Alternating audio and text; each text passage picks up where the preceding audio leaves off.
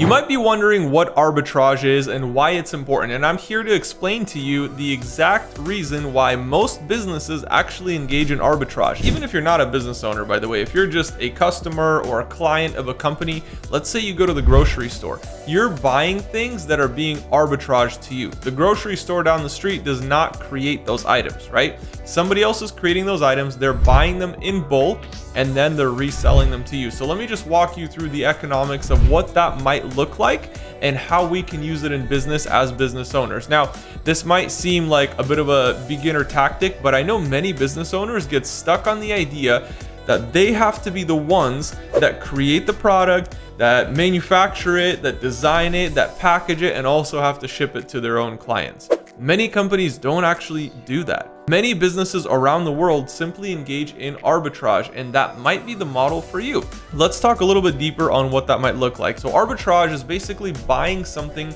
in one market. And by the way, there's a little caveat here. If you have access to a market that nobody else has access to, and by the way, this could be like wholesale pricing, this could be maybe a membership that you pay to be part of a club to get special pricing, you're able to get things at prices that nobody else has access to. And that is your competitive advantage right there.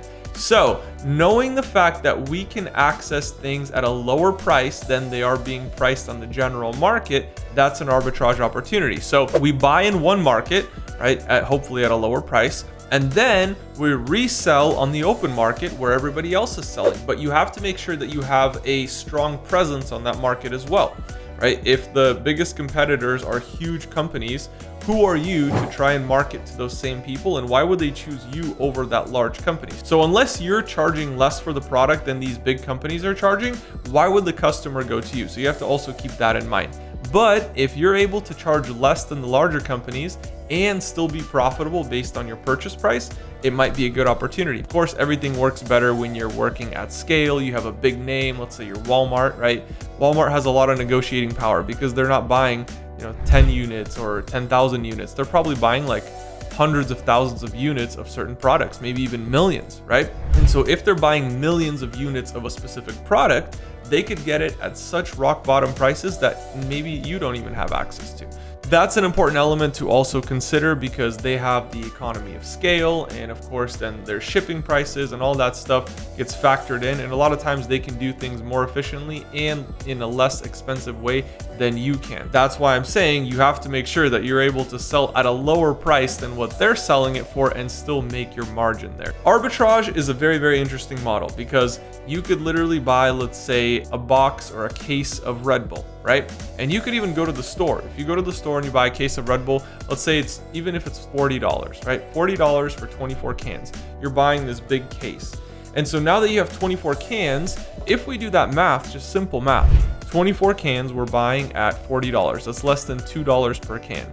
And then the gas station is selling them for $4 or $5. So what do you think the gas station is doing? The gas station is not buying them for $4 or $5.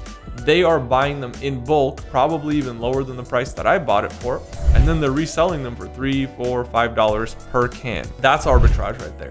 And so arbitrage doesn't necessarily have to be a physical product. It doesn't have to be Red Bull. It doesn't have to be, apples. That's all great, but you can go into the service industry as well. If we're talking about something like arbitraging Airbnb, now it gets a lot more interesting because maybe you didn't quite think of a house as an arbitrage opportunity. So I think that the opportunity is definitely missed by many people, but if you pay attention closely to the numbers and how this model works, I believe that you'll be able to create an arbitrage business for yourself, and I'm going to teach you the strategy within the next few minutes here. It's simple, but also complicated at the same time. It's not easy, but it's simple. You have to put in the work, you have to put in the time, and you have to go through the motions, and some of them are not comfortable. So the first thing that you're going to want to do is identify the target market that you want to have a rental property in. I personally have invested in properties in the South, in the Southeast, and so that's my preferred market, although I do have rentals up north as well. So for me, I want to be renting in a market that I believe will command a high price for a nightly rental. So you need to think about it.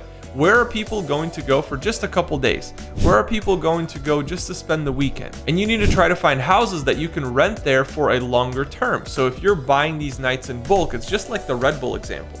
If you're buying a month worth of nights from this landlord, maybe you can get the house for $3,000 a month. That's a pretty fair rental price.